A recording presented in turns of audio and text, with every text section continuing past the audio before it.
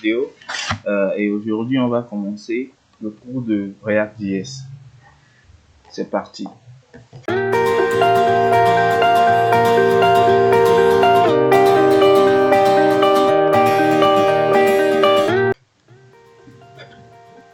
Aujourd'hui, l'épisode 1 où nous allons aborder React.js. Alors, qu'est-ce que React.js? React.js, c'est juste une bibliothèque JavaScript qui nous permet de créer des interfaces utilisateurs.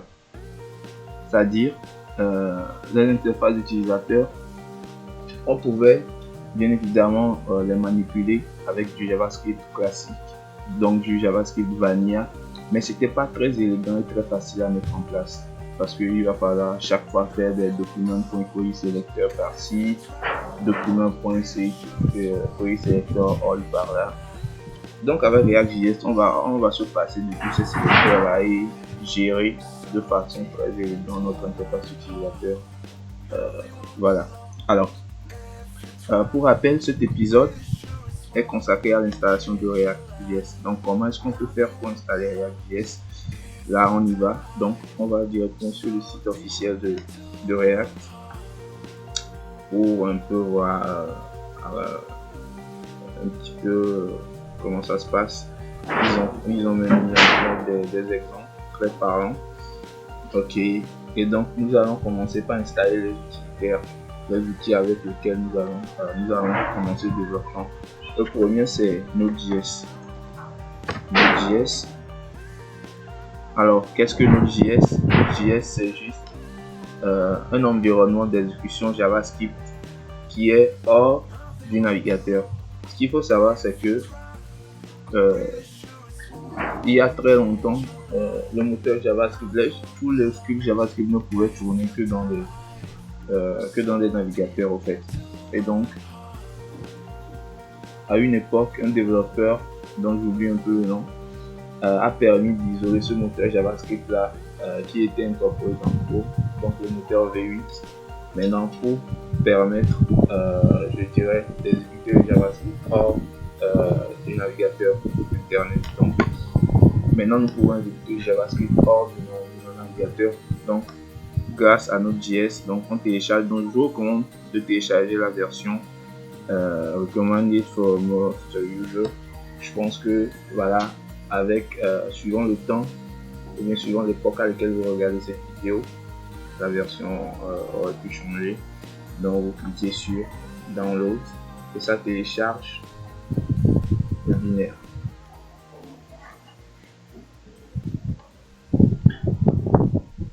Donc en attendant que le téléchargement finisse, nous allons installer l'autre outil qui est indispensable, c'est un éditeur de texte. Alors, l'éditeur de texte, mais de code, puisque il en existe plusieurs, mais moi, celle que je préfère, c'est Visual Studio Code, donc VS Code, en abrégé, donc VS Code, on va sur le site officiel. Et VS Code va nous permettre d'écrire nos tests, d'écrire nos codes, et d'avoir certains avantages comme la coloration syntaxique, l'auto-complétion et autres. Donc, nous téléchargeons Download for Windows, Stable Tool, téléchargeons de mon anglais. Ok, téléchargeons. Là, nous pouvons voir que Node.js est venu. On vient ici, on fait un ouvrir, exécuter. Et dans mon cas, ça va me dire que normalement ça devait me détecter une version de Node.js parce que j'ai déjà installé Node.js maintenant. Dans votre cas, vous faites Next. Ouais, chez moi, ça me dit Change, Repair, on Remove parce que j'ai déjà installé Node.js. Donc, ce que vous allez faire, c'est vous appuyez sur Next, puisque vous n'avez pas encore installé de Node.js et ça va l'installer pour vous. D'accord? Là, on fait Cancel. Finish. Ok, donc nous allons également attendre VS Code, mais en attendant nous allons un peu parler de React.js et de ce cours. Alors ce cours est destiné au fait aux développeurs de JavaScript qui veut franchir le pas. Donc vous avez un petit peu d'expérience en JavaScript et vous voulez franchir le pas et apprendre un framework, là vous êtes le bienvenu. Mais si par contre vous n'avez jamais touché au code, vous n'avez jamais fait de HTML, de CSS, de JavaScript, je ne vous conseille pas forcément de suivre cette formation parce que nous allons aborder des termes qui sont un peu plus avancés que ce que par lequel vous devriez commencer si vous voulez entamer l'apprentissage de la programmation. Donc, ça pourrait peut-être vous décourager et vous allez vous dire que non, que c'est trop difficile, alors que là, vous êtes venu un peu dans un niveau qui vous dépasse, donc vous n'avez pas commencé là où vous devriez. Voilà. Donc, nous allons attendre que VS Code se télécharge. Ok, c'est bon. Donc, Visual Studio Code vient de se télécharger. Nous faisons la même procédure que le Node.js. Ouvrir, exécuter.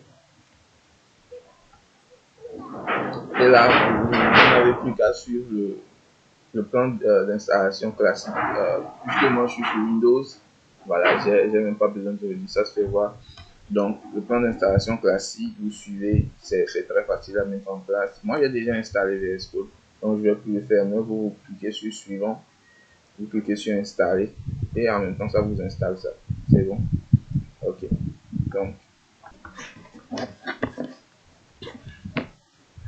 et ça m'ouvre un nouvel instance de VS Code.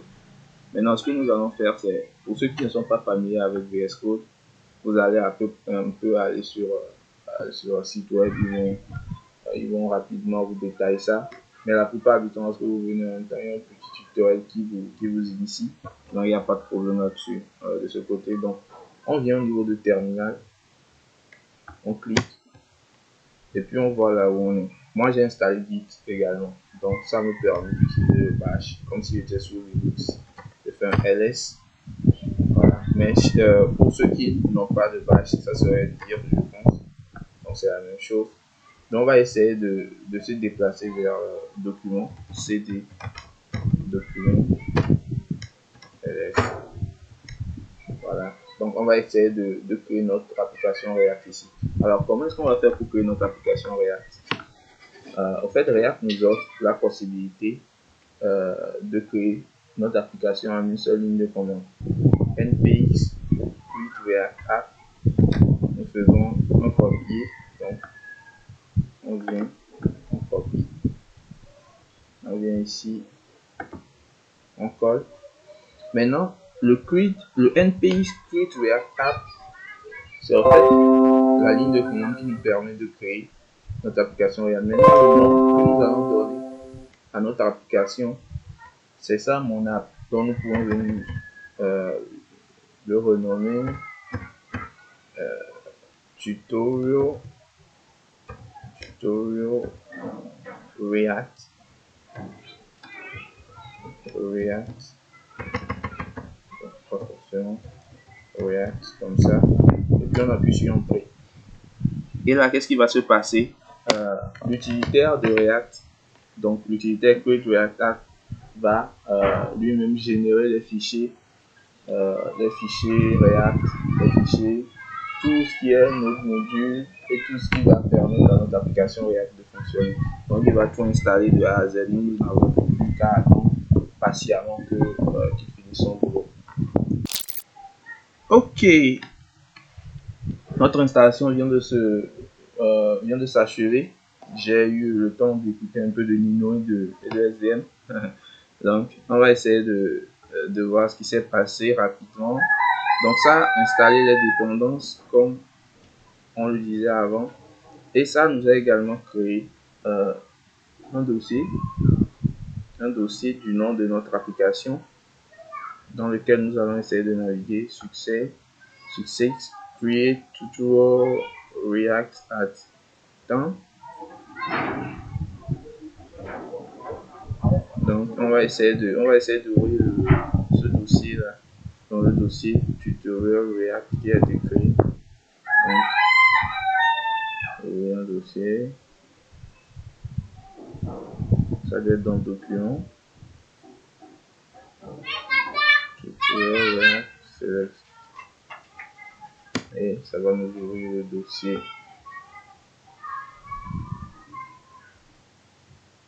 Donc, pour commencer, je vais essayer de vous recommander certaines extensions qui sont très utiles. Hein. Les extensions VS Code, c'est ce qui fait la force de VS Code. Au fait, il y a toute une panoplie d'extensions qui nous permet de comme ça étendre les capacités de l'éditeur et d'en faire, je dirais même, une dieu. Maintenant, on va au niveau de Marketplace ici, on appuie ici, l'extension. Et on peut voir ici, nous avons l'extension Material Icon Theme. Donc, vous venez ici, vous cliquez sur Installer. Et ça vous installe ça. Installer doit apparaître ici puisque nous avons installé. Également, pour les francophones, vous pouvez venir utiliser le French Pack, French Language Pack for Visual Studio Code. Donc, on va transformer tout l'interface utilisateur en français. Parce que par défaut, c'est en anglais, n'oublions pas. L'informatique, c'est en anglais. Donc, nous aurons également GitHub Copilot, qui est une sorte d'intelligence artificielle qui va vous aider à coder plus vite, donc à aller plus rapidement dans vos projets. Voilà, donc nous avons fini le tour. Maintenant là, qu'est-ce que nous pouvons voir? Ce que vous pouvez remarquer, c'est qu'en bas ici, lorsque vous venez, vous allez voir inscrit script npm. S'il n'y a pas ça, pas de panique, venez juste ici, vous cliquez. Ici, si ça doit être forcément décoché, donc vous venez, vous le cochez et ça apparaît. Et donc vous venez, vous cliquez dessus.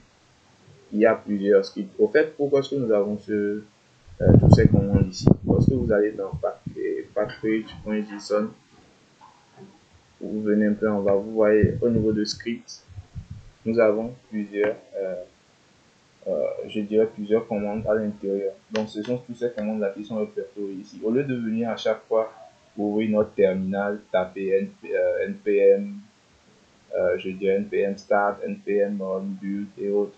Donc lorsque nous venons simplement ici pour les adeptes de l'interface utilisateur, dont bien sûr j'en fais partie, vous venez juste ici exécuter, vous cliquez, vous attendez un peu et donc npm va installer, je dis installer, npm va lancer React ou bien va lancer votre application. Vous avez jusqu'à attendre un petit peu. Donc là on va attendre que le serveur démarre. Donc nous avons attendu un peu et voilà qu'est-ce qui s'est passé. npm nous a lancé notre application. Donc voilà à peu près à quoi ressemble notre application React que nous venons de créer. Et on nous dit edit src app.jsnc to reload. Merci d'avoir suivi ce tutoriel qui consiste au fait à vous initier ou bien je dirais installer les utilitaires de base et à configurer l'environnement de développement de React.js qui est un framework que j'apprécie beaucoup. Alors, on se donne rendez-vous pour la prochaine vidéo dans laquelle nous allons vraiment entamer les bases donc de React.js.